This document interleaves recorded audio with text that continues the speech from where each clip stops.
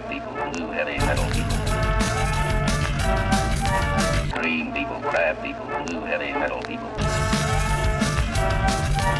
Green people, crab people, blue heavy metal people. The scenario we're going to be playing is number 7, called Outflank, from the 2015 package. There is no kill box. You need 5 points to win. You get 1 for controlling, 2 for dominating, and that's it. Hey there guys, this is Malorian, and this time I'm actually going to be playing some Caine1.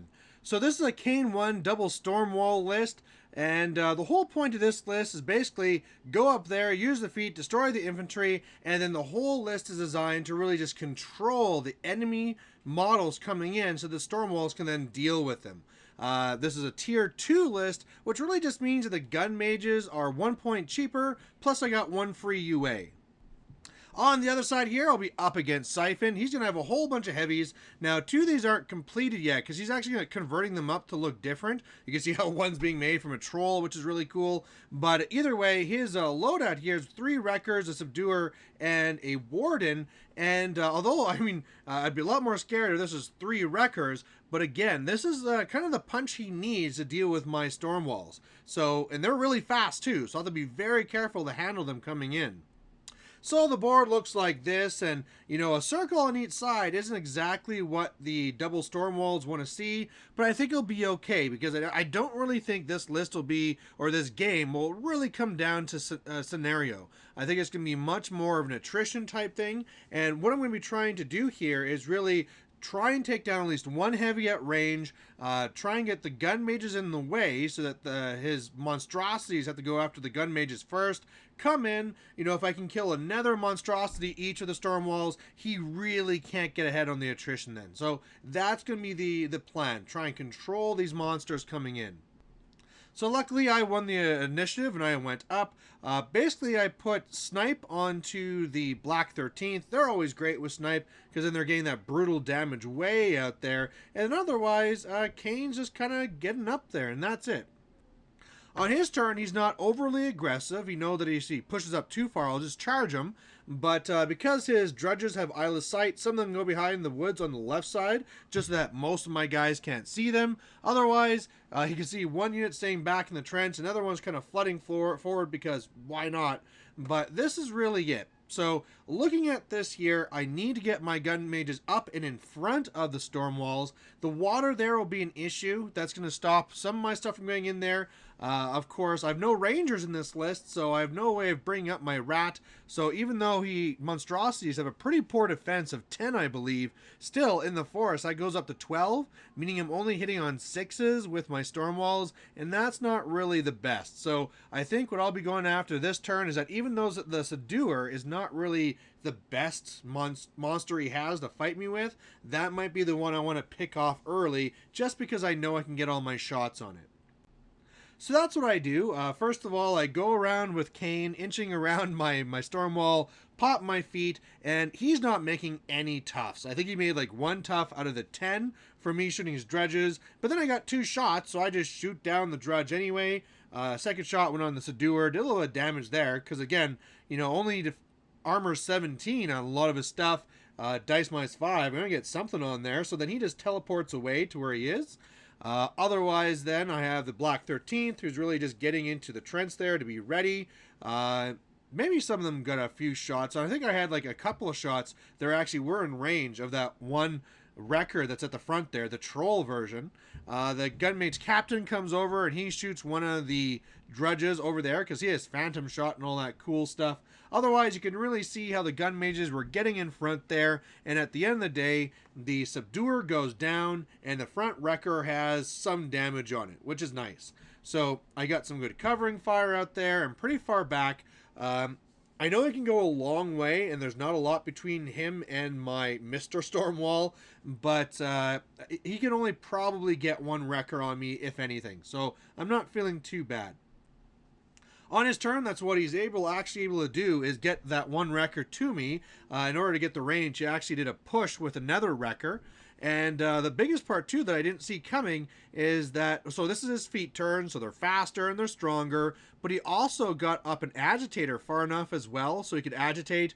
And then again, I mean, with all those, like the feet and the agitate going off, I believe the record was POW 22. So yeah, he did a lot of damage to my Stormwall, but again, he had some pretty piss poor dice. He could have done a lot more. So I believe at this point, one of my arms is out, but I'm still operational. Got the right side. The Drudges are running up on the left side, tying things up. Another record charged in, killed the UA on that side. Really just trying to be there to tie things up. Otherwise, the Drudges came in and tried doing some sprays to me, did a little bit of damage there. Actually, the gun mages on the right failed their command test, so that kind of sucked. But this is the situation here, and you know what? He's pretty spread out, and I don't really feel all that bad. Actually, one of the cool things he did to kill two of my gun mages was that the Warden slammed one gun mage into another one. So I'm always a fan of whenever I get to see power attacks like that going off. Either way here, I don't feel too bad. I mean, one wrecker there on the left, he's kind of surrounded by guys. I don't really feel like I'm going to be losing that zone. And if I shift to the right and try and kill these two heavies, the Troll, Wrecker, and the Warden, that's really going to take a lot of punch out of him. As well, if I can kill these agitators, then he's really in trouble. Because, you know, these monstrosities be only mat 5. Really have a hard time hitting, and then that's also going to be taking away their strength buff as well. So that's really what I do, is I come over here and I am able to beat up both of his guys. Actually, the one that was really close is the Warden. You know, the Warden is actually armor 18. They have a full set of boxes on there. They got, 36 boxes or whatever. But luckily, thanks to a little of extra damage that I actually managed to do with Caine, I was able to kill him to the box. So the Warden goes down. The Wrecker was already a little bit damaged, so that wasn't really too hard for the other Stormwall to kill. The Black 13th come over and they shoot down then all of the agitators, so that's fantastic. All the agitators are gone. My gun mages actually kind of fled a bit to get out of the way of the Stormwalls, and then they failed to rally, so they're kind of jerks. But otherwise, yeah, the gun mages just trying to shoot what they can. Same thing with the captain. And really, their whole job right now is to get in the way of that wrecker, so that if he wants to get to me, he'll have to waste a trample. And then as well, just try and pick away these guys so I don't start losing on scenario on that zone. So on his turn, that's actually what he goes for. Is he goes for the scenario on the left side. I think we both realize at this point he's kind of desperate, and that's kind of his best play. So that's what he goes for, and he gets really, really close. You know, with all the benders doing their explodings and all that stuff, he's able to kill all but one gun mage who passes his command test. So because of that, he doesn't dominate. But again, this was kind of a last chance type thing. We realize now that the Stormwalls are going to start taking off other heavies, and he just can't really control this. So otherwise, the Drudges on the right really just spread around so that it'll be hard for me to start doing scenario for myself. But again, I don't really see that as being a big deal. I'm probably just going to go for the attrition. So over here, we get a kablammy because the captain who says, like, yeah, you shelf me all the time, let me show you what you can do. He shoots this guy with brutal damage and rolls quadruple 6s. Now, sure, one of those 6s is where the damage is going, but still, yeah, way to go, captain. So otherwise, what I do is, with my remaining shots from Mr. Stormwall and also the Black 13th, I'm able to kill off that Wrecker, so he's down only one heavy now. I have a couple of models in the zone, and then Mrs. Stormwall is able to come over and kill off everything in the zone here. So I'm going to score 1 point on my side, but it really doesn't matter. He's down to just the one Wrecker, Cyphon himself, and then one like mind bender off in the middle of nowhere, and yeah, it's really not looking good. So on his turn, he tries doing this thing where, like, Cyphon tries to charge in and maybe he can get a shot or something, but he just can't get the range. And at this point, he just, you know, waves the white flag because it's so over. So there you go. Kind of a beatdown. Really, I don't really...